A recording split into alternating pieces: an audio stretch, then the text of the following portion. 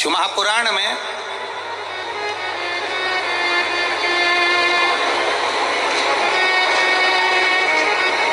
एक रावण संहिता के अंतर्गत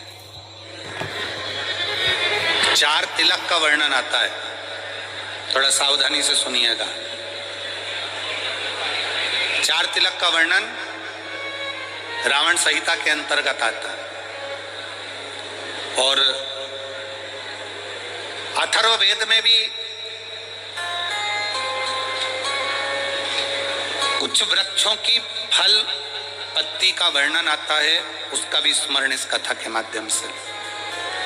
पहले नंबर का तिलक होता है सफेद आंकड़े की जड़ का तिलक। सफेद आंकड़े की जड़ का तिलक। सफेद आंकड़े की जड़ देखिए, आप लोगों ने सफेद आंकड़े का पुष्प देखा है? हम आस्था चैनल वालों से भी निवेदन करेंगे कि कथा में जिस तिलक का वर्णन किया जाए उसके पौधे का दर्शन भी कराएं, जिससे लोगों को मार्गदर्शन मिले कि कौन सा पौधा बोला जा रहा है। सफेद आंकड़े की जड़ का तिलक।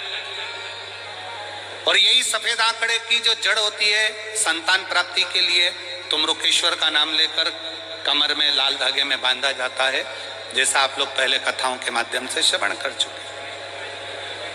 एक होता है पहले नंबर पर सफेद आंकड़े की जड़ का तिलक। ये क्या काम आता है और किस लिए लगाया जाता है? तो शिव महापुराण की कथा कहती है, जिस दिन आपको लगे कि मुझे इस कार्य के लिए जाना है और ये मेरा कार्य सफल होना चाहिए, ये कार्य मेरा रुक रहा है, इस कार्य में बाधा आ रही है, ये कार्य मेरा अटक रहा है, उस दिन सफेद आंकड़े की जड़ को थोड़ा सा घिसकर और घिसने के बाद उसको अष्ट विनायक में से किसी भी एक विनायक श्री गणेश जी का नाम लेकर अपने मस्तक पर थोड़ा सा तिलक उस सफेद आंकड़े की जड़ का लगाकर चले जाइए। वो कार्य आपका सफल होकर ही रहेगा, भले 8 दिन लग जाएं, 10 दिन लग जाएं, पर सफलता उस कार्य में मिलती जरूर। पहले नंबर पर आता है सफेद आंकड़े की जड़ का तिलक। दूसरे नंबर पर अपामार्ग की बीज का तिलक। अपामार्ग एक पौधा होता है, आप लोग टीवी पर उसका दर्शन कर रहे होंगे, एलईडी पर आप देख रहे होंगे। अपामार्ग की जड़ का अर्थात अपामार्ग का जो पौधा होता है उसका जो बीज होता है, जैसे आप ऊपर लगा हुआ देख रहे हैं, इसमें बीज लग रहा है। पौधे को आप लोग देख रहे होंगे टीवी पर, एलईडीओ पर, एलईडी भी चल रही है, एलईडीओ पर भी देख रहे होंगे कि ये अपामार्ग का जो पौधा होता है ये आपको आपके घर के आसपास में कहीं पर भी मिल जाएगा, जंगल में मिल जाएगा, आपके घर के पास लगा हुआ मिल जाएगा, ये हर कहीं लग जाता है। अपामार्ग का जो पौधा होता है, इसका जो बीज होता है, इसका जो फल होता है, फल में जो बीज होता है, इस बीज को सुखा लिया जाता है, सुखाकर इसको पीस लिया जाता है और पीसकर इसको जहां पर भगवान शंकर का शिवलिंग है, शिवलिंग का जल बहकर जहां से नीचे गिरता है, उसको समझ ले, थोड़ा सा आप लोग ध्यान में आ जाएगा आप लोगों के।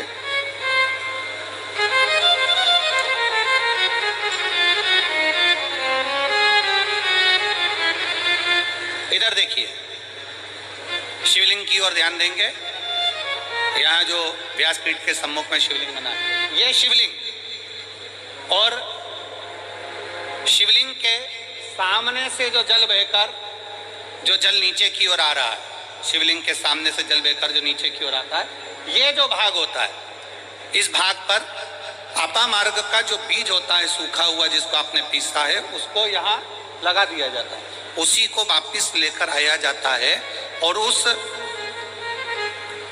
बीज का जो चंदन होता है, जिसको अपन पानी में मिलाकर सिर पर लगाते हैं, कोई व्यक्ति आपका अगर धन लेकर चले गया, कोई व्यक्ति आपकी संपदा लेकर चले गया, कोई कार्य आपका बहुत दिन से कोर्ट में अदालत में चल रहा है, लगभग 1 महीना इसका तिलक लगाना चालू कर दीजिए, दूसरे महीने में आपका धन आपके घर पर जरूर आएगा और आपका कार्य पूर्ण जरूर होगा। अपामार्ग का बीज का चंदन तिलक, अपामार्ग का तिलक हमें सुख प्रदान करता है। तीसरे नंबर पर होता है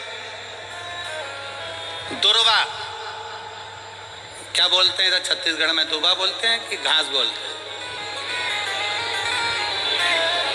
जो गणेश जी को चढ़ाते हैं दुर्वा, दुर्बी, ठीक है।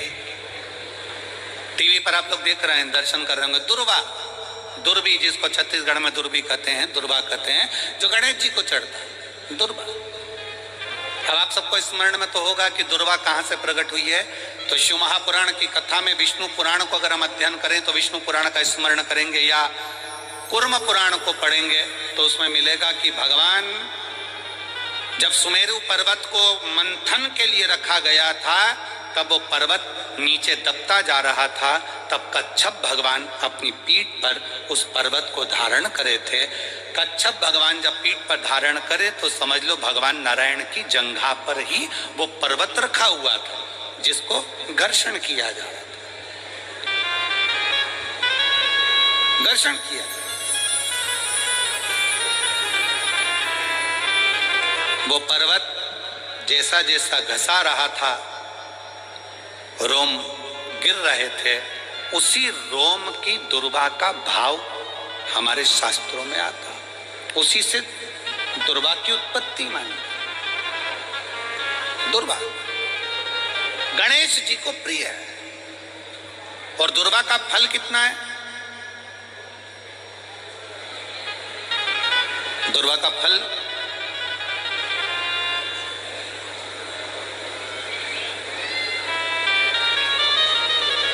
जब एक असुर ने उत्पात मचाया और गणेश जी के पास सूचना गई तो गणेश जी ने उस असुर को निगल लिया।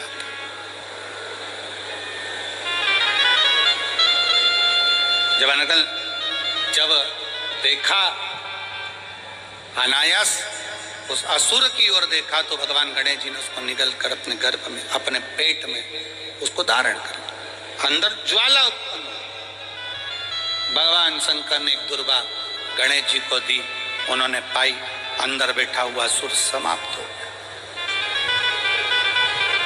पाप कर्म हो, बेकार कर्म हो, गलत कर्म हो, असत्यता हो, या कई हमारे हाथों से हमारे द्वारा कोई पाप कर्म यदि हो जाता है, वैसे तो संपूर्ण विश्व में शिव महापुराण की कथा कहती है 4 स्थान पर प्रत्येक व्यक्ति से पाप होता है। पहला, झाड़ू लगाते समय छोटे छोटे जीव मर जाते हैं जिसका पाप माथे चढ़ जाता है। दूसरा, अग्नि जलाते समय छोटे छोटे पतंगे जल जाते हैं जिसका पाप मस्तक पर चढ़ जाता है। तीसरा, जल में कपड़े धोते समय, स्नान करते समय छोटे छोटे जीव मर जाते हैं जिसका पाप माथे चढ़ जाता है। चौथे नंबर का, चलकर जाते समय अपने पांव के नीचे, चप्पल के नीचे छोटे छोटे जीव मर जाते हैं जिसका पाप माथे चढ़ जाता है। शिव महापुराण की कथा कहती है एक दुर्वा शंकर जी को, एक दुर्वा गणेश जी को जब हम समर्पित करते हैं तो हमारे मस्तक का सारा पाप अपने आप समाप्त हो जाता है। दुर्वा में इतना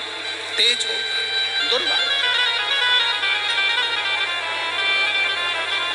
और शिव पुराण कह रही है तीसरे नंबर का तिलक है दुर्वा का। दुर्वा का तिलक,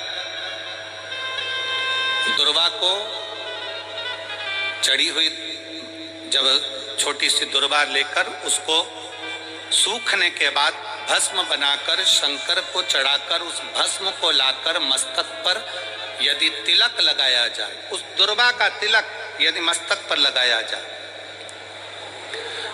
कोई व्यक्ति तुमसे कह दिया कि तेरे बस का ये नहीं है, कोई ने कह दिया तू ये सरकारी नौकरी पा ही नहीं सकता, कोई ने कह दिया कि तू ये काम कर ही नहीं सकता, तू मकान बना ही नहीं सकता, कोई ने कह दिया तेरी दुकान चलेगी ही नहीं चाहे कितनी खोल ले, अगर आपका कोई आत्मबल नीचे गिराता है तो 20 दिन तक दुर्वा का तिलक यदि मस्तक पर लगाया जाए तो आत्मबल भी बढ़ता है और कार्य सिद्ध होता है। ये दुर्वा तिलक की महत्व है।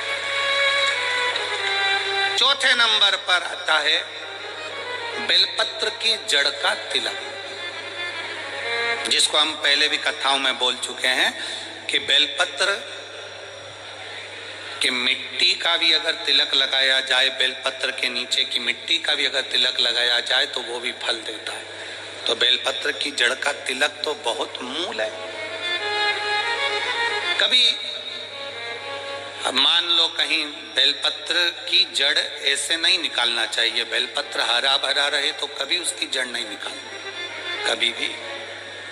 मान लो कोई बेलपत्र का वृक्ष सूख गया, कोई बेलपत्र का वृक्ष अगर सूख गया है, उसकी अगर जड़ मिल गई है तो उसको घिस कर उसका चंदन बनाकर शिव का लेपन कर उस चंदन को अपने मस्तक पर भी धारण कर सकते।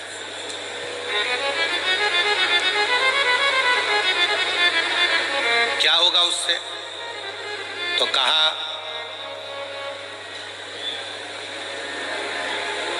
किसी व्यक्ति को